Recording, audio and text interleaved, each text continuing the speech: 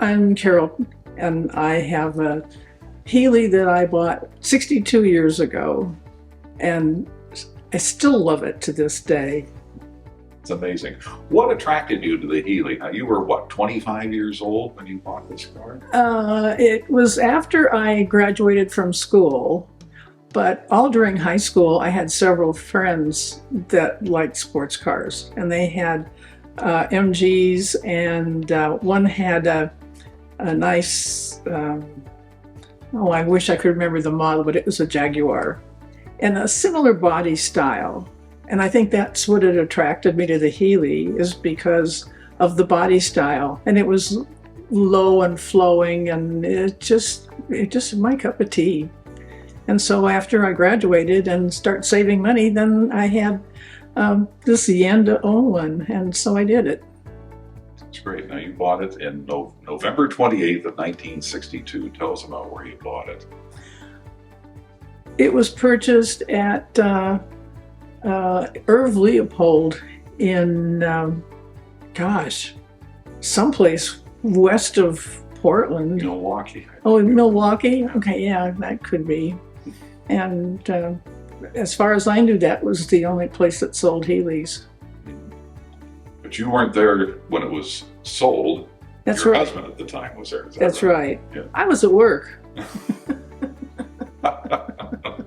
To pay for the car, right? Well, yeah. Now, you used it as a daily driver, right? I did. Yeah.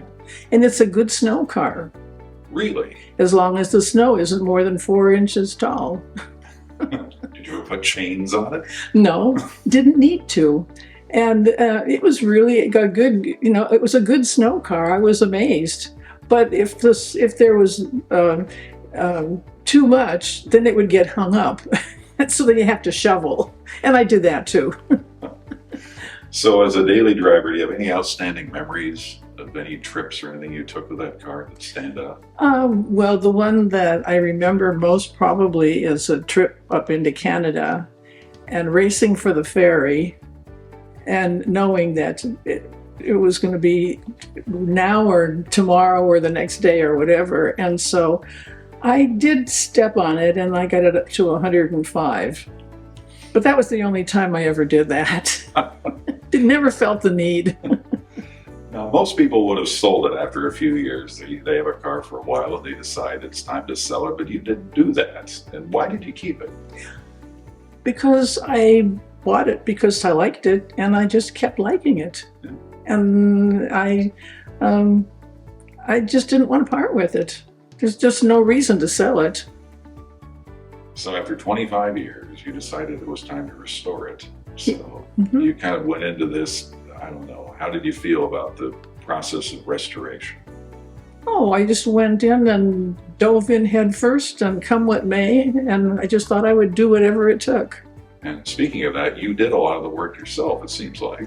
I took it apart myself, and I had car parts everywhere. I had a 2-car garage, and I had all the fenders and all the the big stuff in the rafters in the garage, and I had parts in little Ziploc bags, and I had things in the guest room, under the bed, in all the closets, and I just had it takes a lot of space to put a car. Now, you really didn't spare any expense, though. You kind of thought you were going to do it right, it seems like. Well, I didn't drink, didn't smoke, didn't chase around. And so I thought, I'll just do this the way I want to do it. And so I just had the money to do it. It's great. And the people you used, seems like they knew what they were doing, the guys at your Well, shop. and fortunately, I had input from friends and other car people, and was directed in those choices. And you were in the Healey Club, too. I was. Mm-hmm. So you had a lot of people giving you suggestions, maybe not so gentle. And from other sources as well. One of the good friends belonged to the Ford Club, and he knew a lot about who and where and how and all that stuff.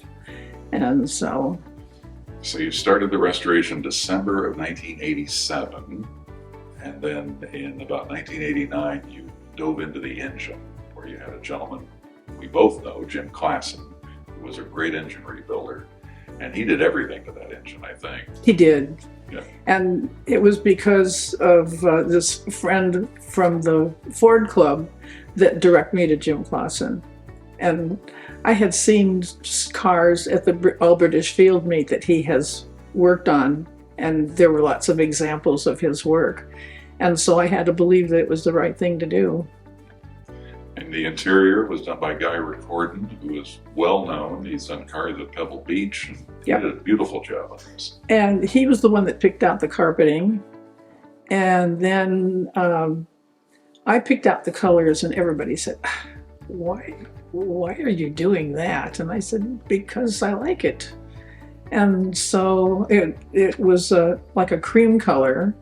And I finally found a friend who was a decorator, one of my lady friends, and she was the one that took a piece of the canvas for the top, and she matched that to paint the cove and the trim.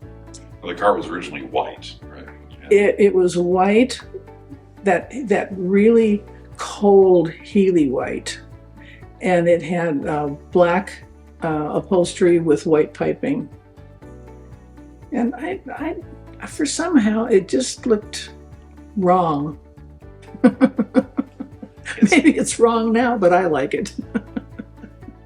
It's a happy car, though, now. It's been a happy car for a long time. And you talked about the All British Field Meet. You showed the car there several times, and I think you won some awards, didn't you? Well, usually I got first in class. And I used to get a little bit of flack when I said, okay, well, we don't even have to bother to count the ballots. But, that was a joke. The guys have to give you a bad time. So after 62 years, must have been a big decision to decide to sell this car, right? Well, it was, because I wasn't driving it very much. All of my friends that were Healey Club members are either too old to drive or else they're gone. And without that camaraderie, for me to get into my car by myself and drive around is just not my thing. And you have a birthday coming up, right? I do have a birthday. Shall we say what that is? Well, I guess it's going to be something like 87. So this car has been a part of your life for most of your life. It has. Would you have any words for the new owner? Be gentle, be kind, and don't mess it up. And if you do, I don't want to know about it.